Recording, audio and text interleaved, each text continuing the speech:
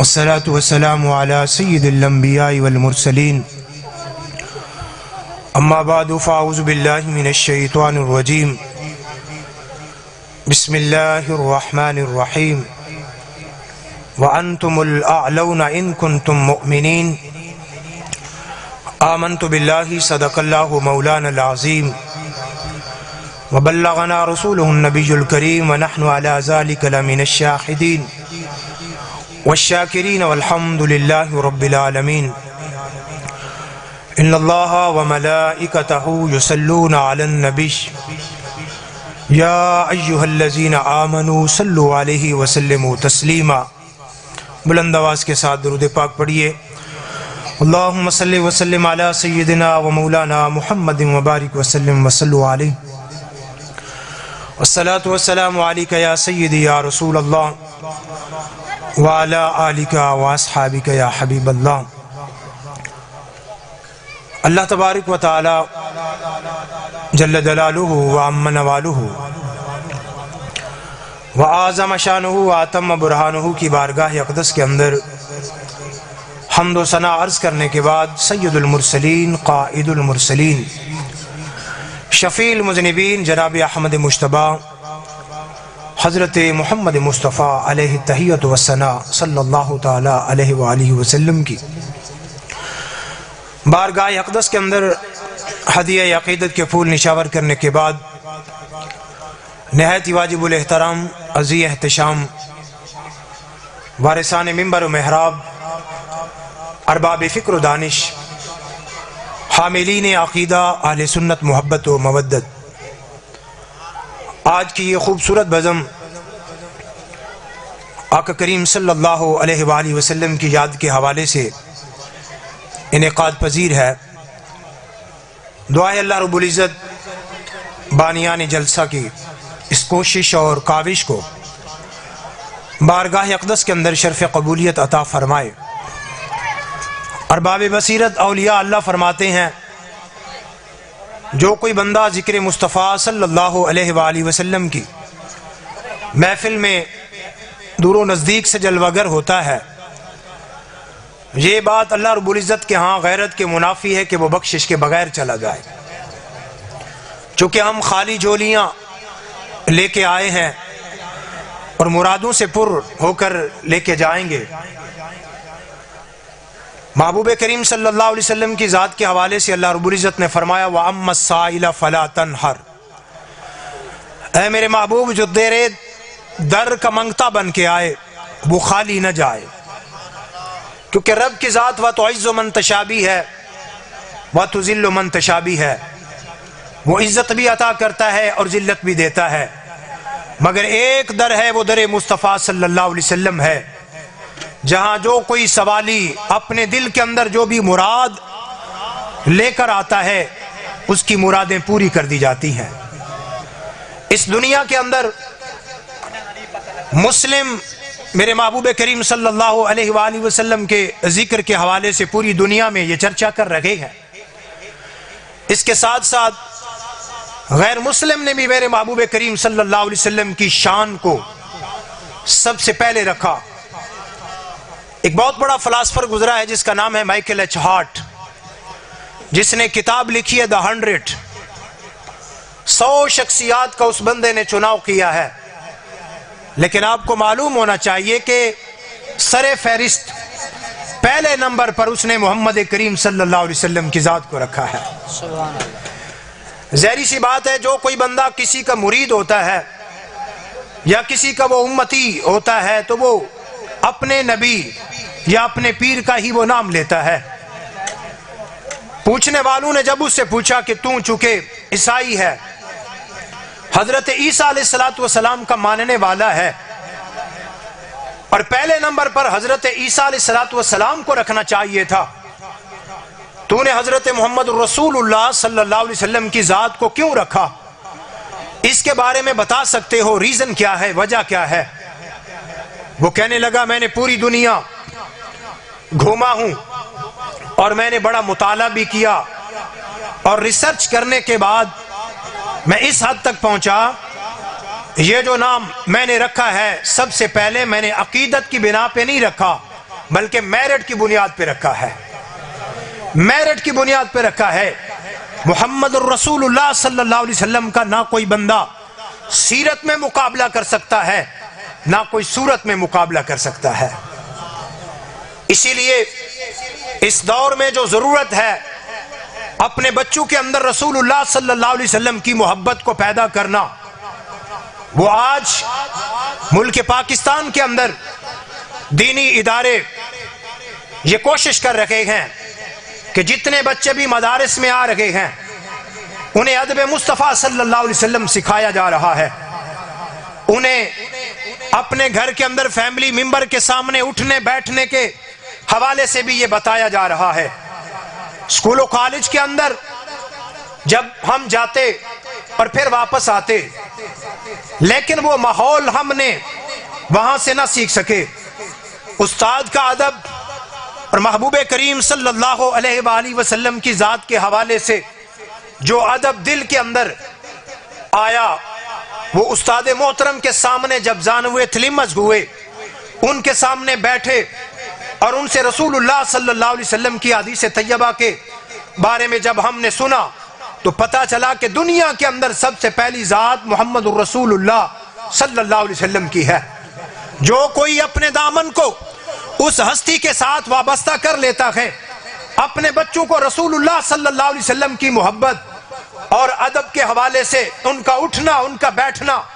ان کا لباس، یہ ساری چیزیں رسول اللہ صلی اللہ علیہ وآلہ وسلم کی سیرت کے اندر وہ جب رنگ جاتا ہے، پھر دنیا سے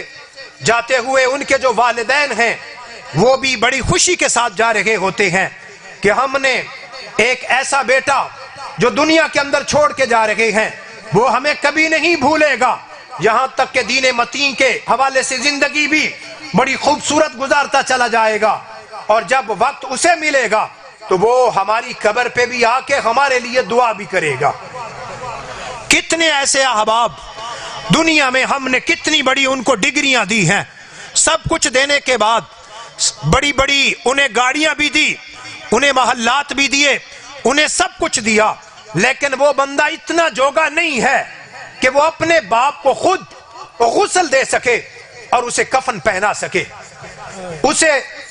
نماز جنازہ گاہ کے اندر جا کے خود اس کا جنازہ پڑھ سکے۔ بھائیو، میری ڈیوٹی ہے یا قاری صاحب کی ہے یا علامہ عبداللہ شاہ صاحب باروی کی ڈیوٹی ہے، جب بھی آپ کال کریں گے ہم تو وہاں پہنچ جائیں گے۔ ہم جس طریقے سے نماز جنازہ کی ادائیگی کے حوالے سے وہ ادا کریں گے، اس طریقے سے جو کہ بیٹا ادا کرے گا، کیونکہ اس کے دل سے اپنے باپ کے لیے، اپنی بہن کے لیے، اپنی والدہ کے لیے جو دعا نکلے گی، کسی اور کے دل سے ایسی دعا نہیں نکلے گی۔ کوشش کیجئے اپنی اولاد کو دینی مدارس کا رخ کروائیے اور انہیں بتائیے، بیٹا میں جو سب کچھ تمہیں دے رہا ہوں، یہی محبوب کریم صلی اللہ علیہ وسلم کی جو تعلیم ہے، جو علم ہے، یہ جو تمہیں دیا جا رہا ہے، یا اس میں میں جتنی محنت کر رہا ہوں، یا دینی ادارے کے ساتھ میں وابستہ ہوں، جتنا ان کے ساتھ میں تعاون کر رہا ہوں، یہی تعاون میرے کام آئے گا اور تو میرے کام آئے گا کہ دنیا سے جانے کے بعد تو مجھے اپنے ہاتھ سے غسل بھی دے گا اور کفن بھی پہنائے گا، اور اس کے بعد میری نماز جنازہ بھی پڑھے گا، اور دفنانے کے بعد پھر صبح کی نماز پڑھ لینے کے بعد اگر قبرستان نزدیک ہوگا تو میری قبر پہ آ کے میرے لیے دعائے فاتحہ بھی پڑھے گا اور تو سورت یاسین بھی پڑھے گا۔ میرے استاد محترم ہمیں پڑھا رہے تھے تو انہوں نے ایک بات کی کہ میرے مرشدی مفتی محمد امین صاحب دامت برکاتہم العالیہ بیٹھے تھے اپنے مدرسہ کے اندر، دو نوجوان آئے، آ کے کہنے لگے علامہ صاحب والد صاحب چلے گئے دنیا سے، دو بچے دیجئے جو آ کر ہمارے والد گرامی کو غسل بھی دیں، انہیں کفن بھی پہنائیں اور نماز جنازہ بھی پڑھائیں۔ مفتی صاحب نے کہا بیٹا ذرا ادھر آؤ، تمہارے والد صاحب گئے ہیں؟ کہنے لگے جی ہاں والد صاحب۔ کہا ٹھیک ہے، دو بچے میں ایکسپرٹ بچے تمہارے ساتھ بھیج دیتا ہوں، وہ تمہیں بتائیں گے، کرنا تم نے ہے، تم نے خود اپنے باپ کو غسل دینا ہے اور خود انہیں کفن بھی پہنانا ہے، اگر تم اہلیت رکھتے ہو تو پھر نماز جنازہ بھی پڑھا دینا۔ وہ دو بیٹے بھائی آپس میں ایک دوسرے کے چہرے کو دیکھنے لگے کہ مولانا صاحب یہ بات کیا کر رہے ہیں. ہم تو مدرسہ میں آئے بچوں کو لینے کے لیے اور آگے ہمیں نصیحت کی جا رہی ہے, ہمیں بتایا جا رہا ہے کہ یہ سارا کچھ تم نے کرنا ہے, جو ہم تمہارے ساتھ بھیجیں گے وہ تمہیں بتائیں گے. جب دوسری بار مفتی صاحب نے ان کے سامنے یہ بات رکھی, وہ کہنے لگے مفتی صاحب بھیجنا ہے تو بھیج دو, نہیں تو اسیں میں ہی سٹ چھڑاں گے, اسیں میں ہی سٹ چھڑاں گے, کیونکہ ہم اس چیز کے بارے میں نہیں جانتے. اگر خدا نہ خواستہ قاری صاحب چھٹی پہ گئے ہو اور وہ نہیں واپس آ سکتے تو پھر تم کہاں جاؤ گے. کوشش کریں محبوب کریم صلی اللہ علیہ وسلم کی تعلیمات کے مطابق خود بھی دین متین کے علم کو حاصل کرنے کے لیے جامعات کے اندر ضرور آئیں, تھوڑا سا ٹائم لگائیں اور اتنے کچھ تو ہو جائیں کہ ہم اپنے والد گرامی کو غسل بھی دے سکیں. وہی علامہ صاحب کہتے ہیں جب میں ایک ڈپارٹمنٹ ایک شعبے میں جا کر میری نوکری جب لگ گئی تو وہاں کے جو افیسر تھے وہ کہنے لگے علامہ صاحب بڑے نیک, بڑے متقی, بڑے پرہیزگار معلوم ہوتے ہو, جب ہم دنیا سے چلے جائیں تو آپ مہربانی کیجئے گا غسل کفن نماز جنازہ پڑھا دیجئے گا. کہتے ہیں ایک افسر وابڈا میں اس کا انتقال ہوا تو ظاہری سی بات ہے وصیت کی ہوئی تھی, بیٹے آ گئے علامہ صاحب کے پاس, ہمارے والد صاحب نے آپ سے یہ کہا تھا کہ تم خود آ کر غسل بھی دو گے, کفن بھی پہناؤ گے, نماز جنازہ بھی پڑھاؤ گے. تو جب وہ گھر میں لے کے گئے تو ایک تختہ جب اس کے اوپر رکھنے لگے, رکھنے کے بعد جب دیکھا تو اس کے جسم کے اوپر جو سویٹر تھا وہ کہتے ہیں میں نے اپنی زندگی میں اتنا مہنگا ترین جو برانڈڈ قسم کا ہے میں نے نہیں دیکھا. میں نے اس کے ایک بیٹے کو کہا بیٹا میں کوشش کرتا ہوں کہ اس کو کینچی کے ساتھ کاٹنے کی ضرورت نہ پڑے, بلکہ کوشش کرنے پر میں اس کو اتار کے جب آپ کو دوں تو آپ نے اس کو خود پہننا ہے. وہ کہنے لگے قاری صاحب تم اپنا کام کرو, کبھی مردے کے جسم سے اترے ہوئے بھی لباس کسی نے پہنے ہیں؟ کہا ظالم تیرا تو باپ ہے, دوسروں کے لیے اگرچہ یہ مردہ ہے, تم نے کیسی بات کر دی ہے, اس کے جسم پہ اتنا مہنگا ترین سویٹر اگر میں تمہیں اتار کے دوں تم اپنے بابا کی نشانی سمجھ کر اپنے جسم پہ اس کو لے لینا. پھر جب دیکھا تو قمیض بھی اتنا مہنگا ترین ہے, اتنے خوبصورت بٹن لگے ہوئے ہیں. دوسرے بیٹے کو بلایا, اگر میں اس کا قمیض بڑے آسانی کے ساتھ اتار دوں تو تم کیا پہنو گے؟ جو پہلے نے جواب دیا تو اسی نے بھی وہی جواب دیا کہ علامہ صاحب کے جسم کے مردہ کے جسم سے اترنے والے کپڑے ہم نے نہ کسی سے سنا ہے اور نہ ہی ہم پہنتے ہیں. کہا کہ اگر یہ والد گرامی چونکہ دنیا سے چلا گیا, میں نے ان کی کوٹھی کی جانب بھی دیکھا, میں نے ان کے پراپرٹی اور جائیداد کی جانب بھی دیکھا, اتنا کچھ دینے کے بعد وہ بیچارہ اتنا جوگا بھی نہیں ہے کہ تم اس کو اپنے ہاتھ سے غسل دے سکو, تم اس کا نماز جنازہ پڑھا سکو. کتنی ایسی مثالیں ہیں, یہ دین سے دوری کی وجہ سے ہیں. آج لوگ ان علماء کا مذاق اڑاتے ہیں, ان کی تضحیق کی جاتی ہے, اور جنہیں استنجے کے بارے میں پتہ نہیں ہوتا وہ بھی یہ بات کرتے ہیں. سوشل میڈیا کے اوپر آج کتنی ایسی باتیں کی جا رہی ہیں. خدا را ان اداروں کے ساتھ وابستہ ہو جائیے, علماء کے ساتھ آ کے بیٹھیے,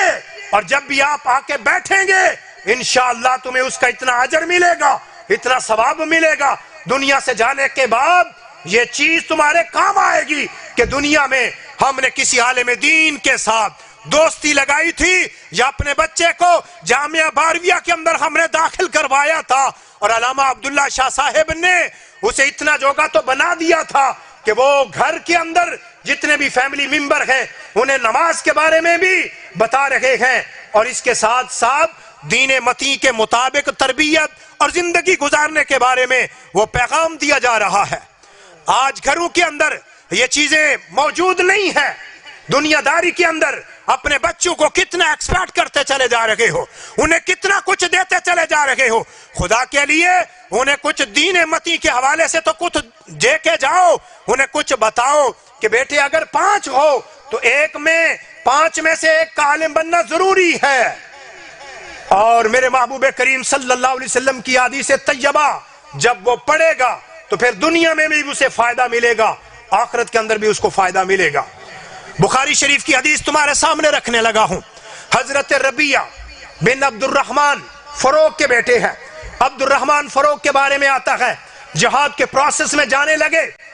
تو گھر کے اندر اپنی گھر والی کو 30,000 کے قریب درہم و دنانیر دے کے گئے کہ میرے بیٹے کی صحیح معنوں میں پرورش کرنی ہے۔ ایک روایت میں آتا ہے کہ وہ بچہ سین میں کھیل رہا ہے، ایک روایت میں آتا ہے کہ بچی اب پیدا نہیں ہوا۔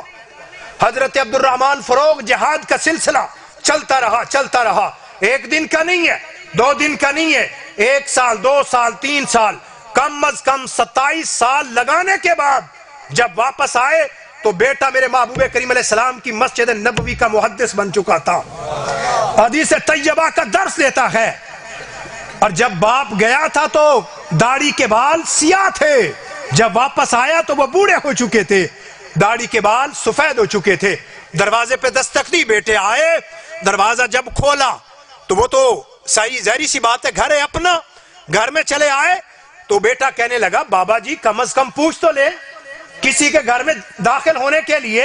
ضروری ہے کہ کم از کم دروازے پہ کھڑے ہو کے 3 بار دستک دی جائے۔ میں نے جیسے ہی دروازہ کھولا تو تم اندر چلے آئے۔ بیوی چونکہ دیکھ رہی تھی وہ پاس آئی، کہنے لگے بیٹے یہ تمہارے والد گرامی ہے، یہ تمہارے والد گرامی ہے۔ آپس میں ملے تو والد صاحب جب بیٹھ گئے تو چاہیے تو یہ تھا کہ زندگی کیسے گزاری،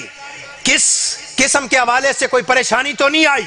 پہلا سوال کرنے لگے اپنی بیوی سے کہ وہ جو میں نے تمہیں 30,000 دینار دیے تھے اس کا کیا بنا ہے؟ کہا کہ میں نے وہ اچھی جگہ پہ لگائے ہیں، پریشان نہیں ہونا، غسل کر لیں۔ غسل کرنے کے بعد آئے، کھانا لگایا، عصر کی نماز، آذان حضرت بلال رضی اللہ تعالیٰ عنہ نے جب دی تو بیٹا چونکہ پہلے اپنے سر پہ ٹوپی ہے، عام سا لباس پہنا ہوا ہے، پھر بعد میں جب مسجد نبوی میں جانے لگے جبہ اور قبہ بھی لگایا، سر پہ دستار بھی لگائی، اور مسجد نبوی میں جب نماز کے لیے گئے تو باپ بعد میں جب مسجد نبوی میں نماز کے لیے جاتا ہے تو بیٹا منبر پہ میرے محبوب کریم علیہ السلام کی حدیث طیبہ کا درس دے رہا ہے۔ سبحان اللہ، نعرہ تکبیر، نعرہ رسالت، نعرہ تحقیق، نعرہ حیدری، تاجدار ختم نبوت۔ دور سے جب دیکھا تو ساتھ والے سے پوچھا کہ اس کے بارے میں بتا سکتے ہو؟ یہ خطیب بڑا اچھا ہے، اس کا انداز بڑا اچھا ہے، میرے محبوب کریم علیہ السلام کی حدیث طیبہ کا اس کے لبوں پہ جو ذکر ہو رہا ہے بڑا اچھا ہے۔ تو وہ ساتھ والے کہنے لگے خاموش ہو جاؤ، یہ ہمارے استاد گرامی ہیں۔ پہلی صف میں کوئی عام ہستی نہیں بیٹھی، حضرت حسن بصری رضی اللہ تعالیٰ عنہ، تابعین میں سے بزرگ ہستیاں بیٹھی ہیں سامنے، رسول اللہ صلی اللہ علیہ وسلم کی حدیث کا درس دیا جا رہا ہے۔ تو کہا بیٹا میں نے تو آپ سے یہ پوچھا ہے، ان کے بارے میں مجھے تھوڑا سا بتا دو، یہ کس کا بیٹا ہے؟ کہنے لگے اگر پوچھنا چاہتے ہو تو میں تمہیں بتاتا ہوں، اس کا نام ربیہ ہے، یہ عبد الرحمن فروغ کے بیٹے ہیں۔ وہ کھڑے ہو گئے، پھر سر سجدے کے اندر رکھا، شکر بجا لائے کہ یا بار الہی میں الہ کلمت اللہ کے لیے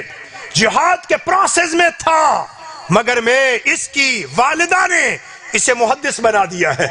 محبوب کریم علیہ السلام کی مسجد نبوی کا خطیب بنا دیا گیا۔ جب باپ بیٹا اپنے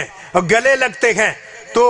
باپ کی آنکھوں میں آنسو ہیں، اور بیٹا اور باپ گھر کی جانب جا رہے ہیں۔ جیسے ہی گھر میں داخل ہوئے تو آنکھوں میں جو آنسو تھے اس حوالے سے کہ محبت کے، اور جب ماں نے دیکھا تو وہ بھی سمجھ گئی کہ اپنے بیٹے محدث کو یہ دیکھ آئے ہوئے ہوں گے، اور پھر کہنے لگے کہ تم نے تو بڑا اچھا کر دیا ہے، اور جو کچھ میں تمہیں دے کے گیا تھا میرے بیٹے کو تم نے محدث بنا دیا۔ کہا جو 30,000 کے بارے میں پوچھ رہے تھے میں نے تمہارے بیٹے کی تربیت پہ لگا دیا ہے، تربیت کے اوپر لگا دیا ہے۔ وہ بھائیو ذرا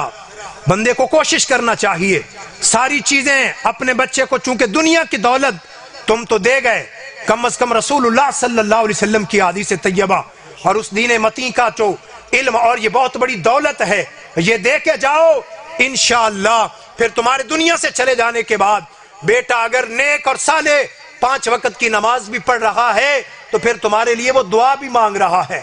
ربنا اغفر لی ولوالدی وللمؤمنین یوم یقوم الحساب۔ آج کے اس دور میں ضرورت اس چیز کی ہے، دینی مدارس کے اندر چونکہ مشکل مرحلے کے اندر ہم گزر رہے ہیں، بچیوں کا ادارہ یا بچوں کا ادارہ ہے، آج کے اس مہنگائی کے دور میں بچوں کو مفت کھانا دینا اور اس کے ساتھ ساتھ انہیں 24 گھنٹوں میں 10 گھنٹے قرآن کریم کے قاری صاحب کب اٹھتے ہیں آپ کو معلوم ہونا چاہیے، 3-4 بجے اپنی کلاس والوں کو اٹھا کے مسجد کے اندر بٹھا دیا جاتا ہے. نماز فجر کی ادائیگی کے بعد بچے 11-11:30 بجے تک پڑھتے ہیں، پھر اس کے بعد ظہر کی نماز کی ادائیگی کے بعد عصر تک پڑھتے ہیں. کل پرسوں میں نے کالم دیکھا، اس نے کہا کہ مدارس والے نمبر لے گئے ہیں. مدارس والے طلباء کو یونیورسٹیوں کے طلباء کے سامنے کھڑا کیا جائے اور انہیں کہا جائے کہ تم کچھ نہ کچھ بیان کرو، کچھ نہ کچھ ان لوگوں کو بتاؤ، مگر ان کے اندر اتنی کیپیسٹی نہیں ہے، اتنی طاقت نہیں ہے کہ وہ تمہیں کچھ بتا سکیں. لاکھوں روپیہ تم نے اپنے بچوں پہ خرچ کیا، مگر دینی مدارس کے اندر فارغ التحصیل طلباء وہ علماء جب کبھی کہیں جاتے ہیں تو کچھ نہ کچھ وہ دے کے آتے ہیں اور وہ کردار سازی کے حوالے سے کوئی نہ کوئی ایسا بیان کر کے آتے ہیں. لوگوں میں ایک ایسا اثر پیدا ہوتا ہے اور وہ یہ جان لیتے ہیں کہ ہم نے اپنے بچوں کو اگر دینی مدارس کے اندر، دینی اداروں کے اندر بھیجا ہوتا تو پھر ہمارے دنیا سے چلے جانے کے بعد یہ ہمارے لیے جو کچھ بھی کر رہے ہیں اس کا ثواب بھی ہمیں ملے گا اور اس حوالے سے ہمیں قبروں کے اندر سکون بھی ملے گا. وَأَنْتُمُ الْأَعْلَوْنَ إِن كُنْتُم مُؤْمِنِينَ، تم ہی کامیاب ہو اگر مومن بن کے رہو. بس یہی تھوڑی سی گزارشات جو آپ کے سامنے بیان کی گئی. اللہ رب العزت کی بارگاہ اقدس کے اندر دعا ہے کہ ہمیں صحیح معنوں میں اپنے بچوں کی تربیت کے معاملے میں کوشش کرنے کی توفیق عطا فرمائے. وآخر دعوانا ان الحمد للہ رب العالمین. جزاک اللہ، ماشاءاللہ بہت ہی آسان انداز کے ساتھ حاضر پیش فرما رہے تھے پاسبان مسلک رضا، فخر اہل سنت، مجاہد اہل سنت حضرت علامہ مولانا قاری محمد عبد الغفور باروی صاحب. اللہ بک آپ کی حاضری اپنے عظیم دربار میں قبول و منظور فرمائے.